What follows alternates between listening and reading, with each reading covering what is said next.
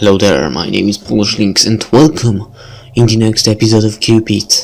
Let's see where this is going. I'm eating of Julem and Catherine after her death. I see you in the distance, a semblance of your visage upon a grassy hill. The sky is dark. The moon hangs ominously upon your head. Catherine, run, but you cannot hear me. My legs are draped in clear jelly. In dreams, everything is slow. I cannot get to you in time. Ah! Your face begins to change. You are Catherine. No. You are Emily. What? Marcus? What? Diomedes? What? Psych? Yeah, your head begins to snap and distort. Oh my god. I think I don't want you to see that, so I will censor this. The skin bubbles and the flesh tears to reveal the pulsing height of the monster inside. Your glistening heart pumps in your chest. Your feathers pruned and majestic from recent feeding. Yet I am not afraid of this thing and its my many mouths. You are merely holding a mirror up to me. A slithering hand wraps around my neck and lifts me from the ground. The pressure tightens as I struggle. One of your tongues licks at the side of my belly, as if something the food before the curse. Running away again? Content to stir yourself and feed off a memory. Pathetic. You still look like Catherine. Maybe that is the most painful part. I can't bear to look at you. Why starve yourself when there is plenty to eat? Why beg for scraps when you can gorge? Did you really think your life could change? You know better, son of beauty, brother of night. Love. That you? You are a sickness. Wherever you will go, this shadow will haunt you. Collect your trinkets, by all means, ready for your precious memory.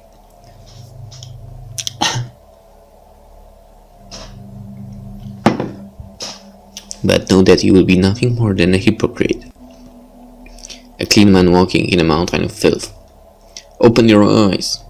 Open them. Behold my true glorious form. No, please, no. Don't evolve. Humans are insatiable. Men and women, they are all rabid for love. How many times have you been their toy? Humans are cruel to things they desire. I must be powerful. I must be on top. I control them instead of them controlling me. I will not be a piece of meat. Never again. Your face softens and the grip on my neck drags me close to your lips. You claim my mouth yours, and it tastes just like honey. Spit drops between our lips. Love is my sustenance. Love is my sustenance. I will take what I can, because they so willingly give. I must get rid of this dastardly spell I am under. It is playing with my mind. Catherine is gone, like her memory. In the end, this was all an old vile magic. A cheap parlor trick. Whoever touched me will pay. Uh-oh. Uh-oh. Uh-oh. I might have instructed Rosa a bit wrong. Shit. Oh man. That's really not good.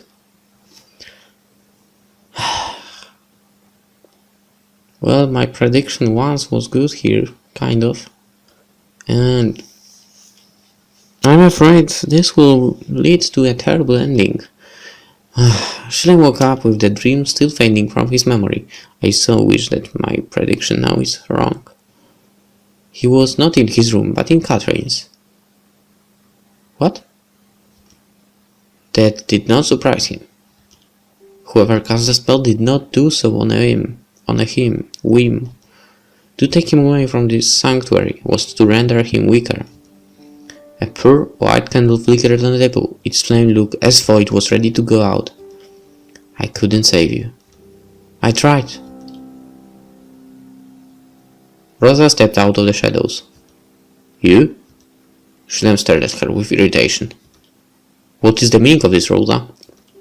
This your doing? She looked at him with sadness. I was too weak to save you, Shlem. Save me from what? From what you are. Shlem's face crumpled in confused anger. I didn't expect such contempt from someone I trusted. Do you expect me to ask you forgiveness for what I've done, sir? Because I won't. I will stand by what I did. I will do it again if I can. But such spell requires much preparation. You are not to do that again, do you hear me? I will not allow myself to be subjected to such an insult. I'm not trying to do something that petty. I'm trying to save you.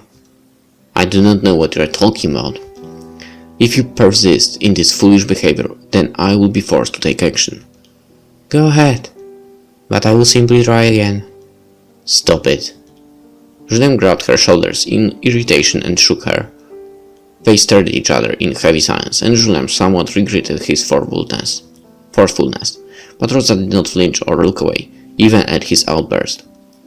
There was no fear or fragility in her eye at all. She held her steady gaze until it was Shlem who looked away. Why? Why are you doing this? You should know how pointless it is. I had to try, Shlem. If there is a way to save you, I am inclined to take it. I had hoped Catherine's memory might work on you. Shlem, I cast a spell to give you her memory, so you don't have to resort to feeding. Shlem recoiled from her like her skin was scalding to the touch. You... How did you... Rosa just stared at him, her eye clear and resolute. I know what you are because we are the same. We are creatures that emanate desire and feed on love. I have lived with this curse knowing only a semblance of what I am. Mother taught me how to control it, even in her own twisted way. I was lucky, Shlem. I wasn't alone. But you were. Rosa's eye bloomed with sadness. I can only imagine how hard that must have been. Shlem staggered back in shock. So there was another one like him. A desperate hope clutched onto him like talons. Was that why he had taken to her, so without wanting to feed on her? That's why I'm doing this, Shlem. I wanted to give you Catherine's memory, like how Mother's memory keeps me sustained. Love doesn't have to be taken like this. There are other ways. Shlem frowned indignantly. Don't you think I have tried that? You are still very young, I can tell. I have already endured centuries of this curse. I know all the tricks to survive. From strangers to the villagers, I know how much I can take. I am meticulous. Then why you must insist on this method? With no reason to stand for ceremony, Shlem's face changed easily. Rosa's jaw clenched. She was talking to a stranger now. His face lost the virtue that once belonged to a blameless man. It was replaced by a curious cheeky grin, a perpetual look of childlike mischief. This man irritated her, and yet somehow Rosa felt like she had known him for a lifetime. He had always been there, hadn't he? Or rather, it had always been him. Why? Because it is fun, and the taste is worlds better. The experience of drawing out love is unlike any human feeling. It is transcendent. It is the only moment I feel like. The only moment I feel like a god. Once you've had a taste of it, nothing else compares. You must try it. I bet you can only afford to be self-righteous because you don't know any better. You're wrong. I did it to Catherine. I tasted her love, but I was able to stop myself in time. I knew it would destroy her. So that was you, It makes sense that Catherine's love for me waned. That never happened before. Desire can be controlled, Shlem. I do not wish to control it. Why should I? Admit it, you've longed for that taste since your tongue dipped in its pot. Rosa did not speak. She shifted nervously on her feet. Shlem went on. We are given this course to endure, Rosa. Why must we scatter in the corner and humble ourselves? Okay. This is kind of a moment to mother somehow interfere out of nowhere.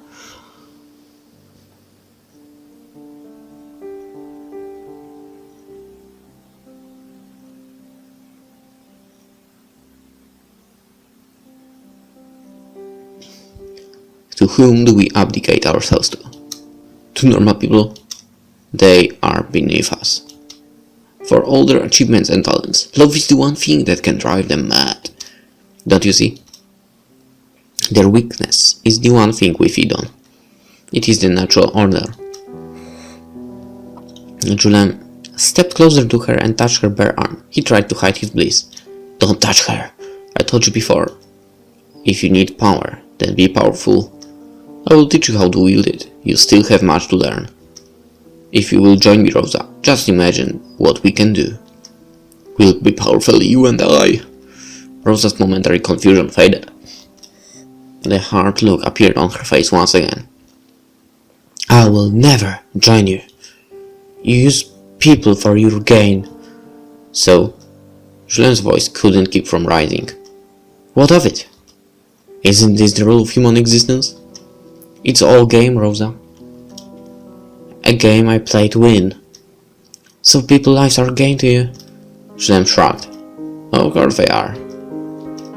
Humans use and abuse and they throw away on whim. They destroy for no apparent reason except that they want to. It took me the longest time to understand why. I realized it is simply their nature. Humans don't play fair, but I do. And I still get ahead. Rosa's eye narrowed at Julien. How can you throw people away so easily? Don't you see that there are good people like Catherine? You are afraid to remember. You are afraid to give them the worth they deserve. You rejected her memory, content to forget her value. Julien was silent for a few moments. Then he gave a low snicker. Rosa. That is an amusing thesis. He looked at her dumbfounded face pitifully.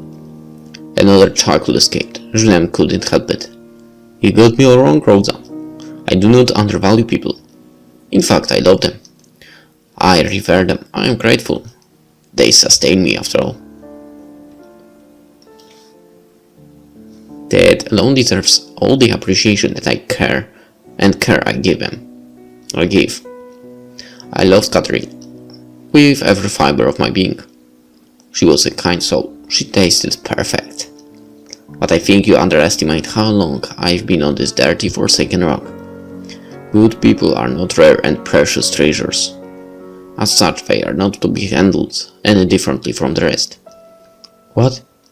And all this talk about worth. Do you mean some people are worth more than others because they are kind? What if from now on I only consume bad people? Or how about those in the lowest case of society? Ruffians, rapists, thieves. It is easy to be kind when you are privileged. But those poor unworthy souls, surely no one would miss them. Would that make you feel better? Rosa faltered. That's not what I'm saying. That is exactly what you are saying. You are telling me I shouldn't feed because there are good people out there that deserves better. So if they are bad, is it alright? How terribly judgmental of you. No, Every human being has a capacity for kindness or cruelty. To judge somebody on such a volatile detail, that is prejudice. After all, a kind man can mourn the death of his fellow man no sooner than a criminal can turn a new leaf. The truth is, there are no good or bad people. There are just people. And I'm not picky. Stop saying that. You don't really believe that, do you?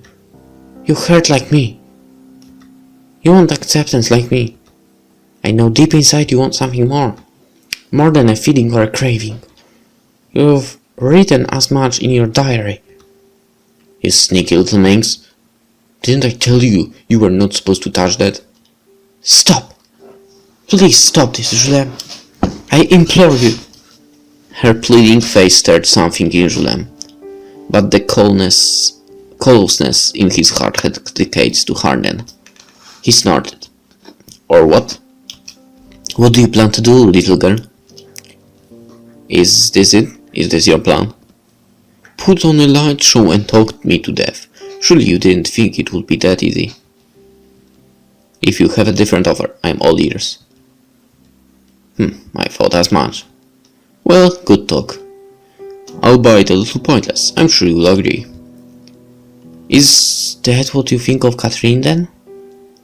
Nothing but cattle? Julien winced despite himself. I loved Catherine.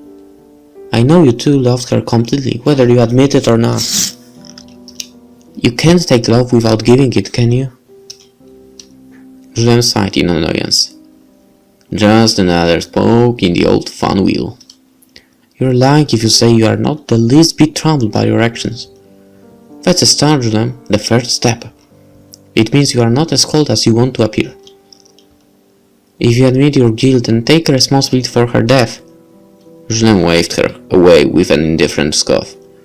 I refuse. Her death was her own decision, I had no hand in that. She reaped what she sowed and I collected, that is all. With these validations, the assured smile came back to his lips. He shrugged. Who knows, maybe she could have gotten better over time. Most people bounce back from the loss of love. Or not. Who really knows? Is it my fault she gave me a drink? I didn't ask her to. Which was only fair. Like you said, I didn't hold back. It was an equal exchange. Rosa's throat went dry. Oh, love. Love is the strongest force in the world.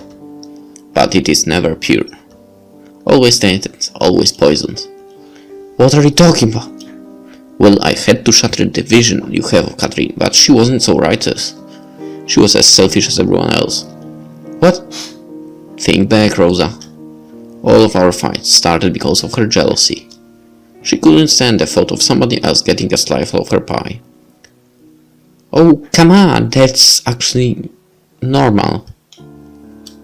And why not? Wasn't that convenient for little Miss Perrite? What is wrong with this dude? Yeah, of course, convenient and perfectly adequate. Sweet, boring, obliging Marquis de Gaulle. Wasn't he so easy to love? He could help her achieve her grand dreams, give her the good life that hovered just beyond her reach. After all, Julien didn't seem to have any plans on his own, did he? As if satisfied to exist only for her. Honestly, what a catch. What an impressive pedestal. Even when the core of this love poisoned her, she made no attempts to leave. I wonder why. Now there is a question. Why, indeed? Because she had hope, Julien. She stayed hoping her feelings for you would return. That was how much she loved you. Julien scoffed. How sweet of you to say. You really thought Catherine stayed with me just for love? And not at all because she was scared, insecure, comfortable. Julien tapped his chin in mock contemplation. Or maybe she just wanted to, so badly to be a Marquis's wife. Such a proud girl she was. Must she settle for anything less? That will show all the people who used to scorn and underestimate her. They who called her sister a whore, the ones who called her and her mother mad. That will show them. Rosa took a shaky step back. Mother's words forced themselves into her head. They are all the same. They are all selfish. Rosa bit her lip. It is not true. I won't believe it. Catherine was a kind person. So what? Does matter? Does being kind justify selfishness? Does being kind even save anyone? Okay. Let's continue with this in the next episode actually. Hope you enjoyed it and see you then. Bye.